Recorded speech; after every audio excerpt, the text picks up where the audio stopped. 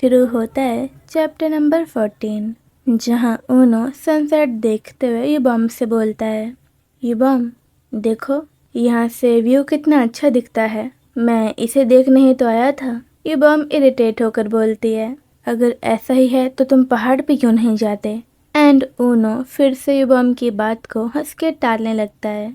इसके बाद हमें बैकग्राउंड में युबम की वॉइस आती है जो बोल रही होती है, मैं पता नहीं कैसे पास्ट में वापस आ गई हूँ और तुमसे मिल पा रही हूँ, लेकिन मैं नहीं चाहती कि मैं इस सपने से उठ जाऊं तुमसे ये पूछे बिना कि तुमने खुद के साथ वैसा क्यों किया था। युबम अपना फोन देखने लगती है और आगे बढ़ने लगती है। तभी ऊनो युबम से बोलता है, हे युबम, इस पेड़ की ब्रांचेस काफी नीची हैं, तो संभल कर चलना वरना तुम्हें लग सकती है। लेकिन ऊनो की बात खत्म हो उससे पहले ही ये ब्रांच युबम के मुंह पर लगती है और युबम का फोन छूटकर जमीन पर गिर जाता है।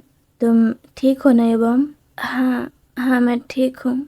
एंड देन युबम की नज़र अपने फ़ोन पर जाती है जिसकी स्क्रीन पूरी तरह से टूट जाती है। ये देखकर ऊनो बोलता है, सॉरी युबम, मुझे तुम्हें पहले ही बता देना चाहिए था कि इस पेड़ की ब्रांचेस नीची हैं। युबम बोलती है कि कोई बात नहीं, क्योंकि वो वैसे भी कल अपना फ़ोन ठीक करवाने जा ही रही थी। ये सुनकर ऊनो बोलता है, युबम चलो साथ में चलते हैं, क्योंकि इसमें मेरी गलती भी है। ये सुनकर युबम एकदम सरप्राइज हो जाती है और बोलती है, क्या? लेकिन क्यों? इसके बाद हमें अगला सीन दिखाया जाता है जहाँ युबम अपने घर पर होती है और शॉक होकर लेटी हुई होती है। तभी युबम टाइम देखते हुए बोलती है, टाइम तो देखो, लगता है मैं उससे 15 घंटों में मिलने वाली हूँ। इसके बाद हमें फिर से शाम का सीन दिखाया जाता है जहाँ ऊनो युबम से बोल रहा होता है, ठीक है फिर युबम, कल 10 बजे यहीं मिलते हैं। देन हम प्रेजेंट स्टोरी में वापस आते हैं जहाँ युबम मन में बोल रही होती है कि उसे थोड़ा बहुत भी याद नहीं है कि पास्ट में उसने अपना फोन अकेले ठीक करवाया था या ऊनो के साथ, एंड इस दिन क्या क्या हुआ था उसे कुछ भी याद नहीं है। युबम आगे बोलती है, लेकिन जो भी था उस टाइम ये कोई इतना बड़ा काम नहीं लग रहा था जैसे कि अभी लग रहा है। युबम मन में आगे बोलती है कि चीज़ें बहुत बदल गई हैं। वो ऊनो से स्कूल के बाहर कभी नहीं मिली थी, लेकिन इस टाइमलाइन में जिस पर्सन से वो सबसे पहले मिली थी वो था ऊनो। एंड युबम सोचने लगती है कि क्या पास्ट को इतना ज़्यादा चेंज करना सही होगा, लेकिन तभी उसे रियलाइज़ होता है कि इसकी चिंता करने के लिए वो बहुत ज़्यादा लेट हो चुकी है। हाँ, जो भी हो, अब थोड़ी तैयारी कर लेते हैं। मैं आज की तरह कोई बेवकूफ़ी नहीं करना चाहती। चलो पहले आउटफिट डिसाइड करते हैं। लेकिन जैसे ही ये बॉम अपना कबर्ड खोलती है, ये बॉम एकदम शॉक हो जाती है क्योंकि ये बॉम का कबर्ड पूरी तरह से खाली होता है। हाँ, मेरे पास कोई कपड़े क्यों नहीं हैं? अरे हाँ, मैंने तो अभी कोई बॉक्स ही नहीं खोला। अभी याद आया, जब से मैं यहाँ पर शिफ्ट हुई हूँ मैंने एक भी बॉक्स खोलकर नहीं देखा।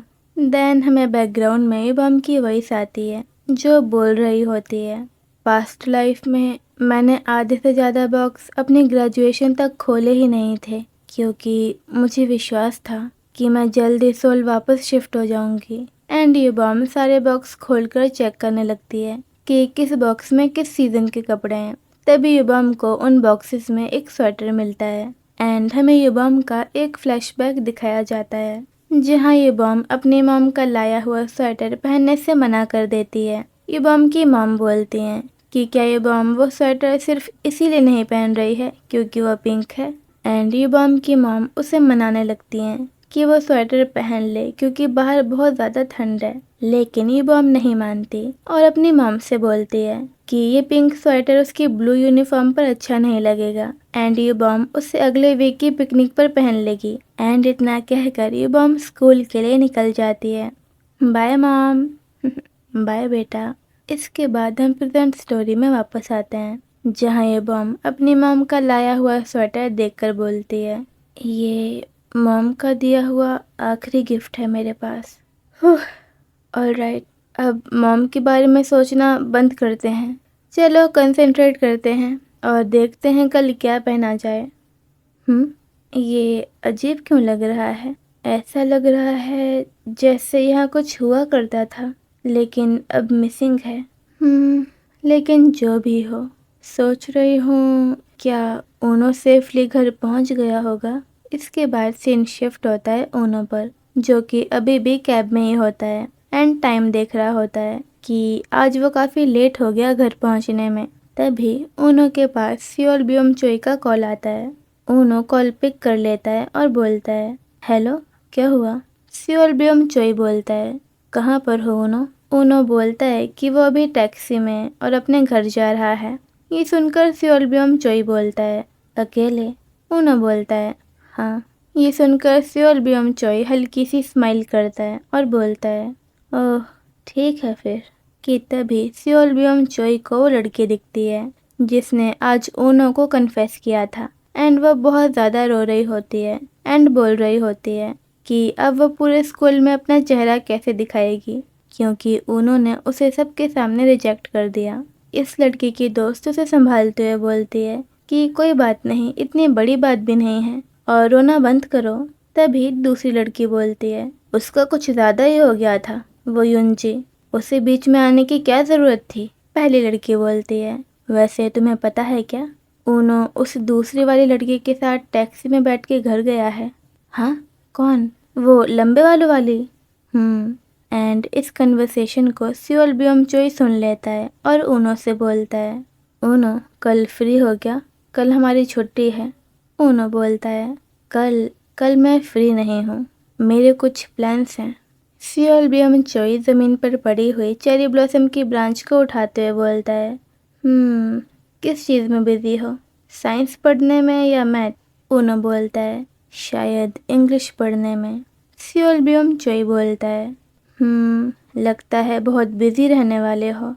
ओनो, गुड लक। एंड तभी सियोल ब्योम चोई उस लड़की से बोलता है जो रो रही होती है, हे तुम सुनो। एंड सियोल ब्योम चोई की वॉइस सुनकर ओनो कंफ्यूज होकर अपने फ़ोन की तरफ देखने लगता है कि तभी ओनो के फ़ोन में एक मैसेज आता है कि उसकी मॉम ने उसे कोई फ़ोटो भेजी है एंड ओनो उस मैसेज को देखने लगता है। इसके बाद हमें अगले दिन का सीन दिखाया जाता है जहाँ ये बॉम्ब बहुत रश में होती है और जल्दी जल्दी डिसाइड की हुई लोकेशन पर जा रही होती है, क्योंकि ये बॉम्ब बहुत ज़्यादा लेट हो जाती है। लाइक डिसाइडेड टाइम 10 o'clock था और ये बॉम्ब उस लोकेशन पर 12:50 तक भी नहीं पहुंची होती। इसके बाद हम अगले सीन में देखते हैं जहां ये बॉम्ब लोकेशन पर पहुंच जाती है, लेकिन वहां पर ओनो नहीं होता एंड ये देख कर ये बॉम्ब मन में बोलती है कि क्या ओनो अभी तक नहीं आया या फिर वो आके जा चुका है। एंड इस टाइम पर ये बॉम्ब का फ़ोन भी ठीक नहीं होता, तो वो ओनो को ना तो कॉल कर सकती है और ना ही मैसेज। तभी बॉम्ब को अपने पीछे से एक आवाज़ आती है, हे ये बॉम्ब सुनो। हाँ। हाय। ओनो खुश होकर ये बॉम्ब से बोलता है, तुम क्या कर रही हो? डैंडलाइंस देख रही हो?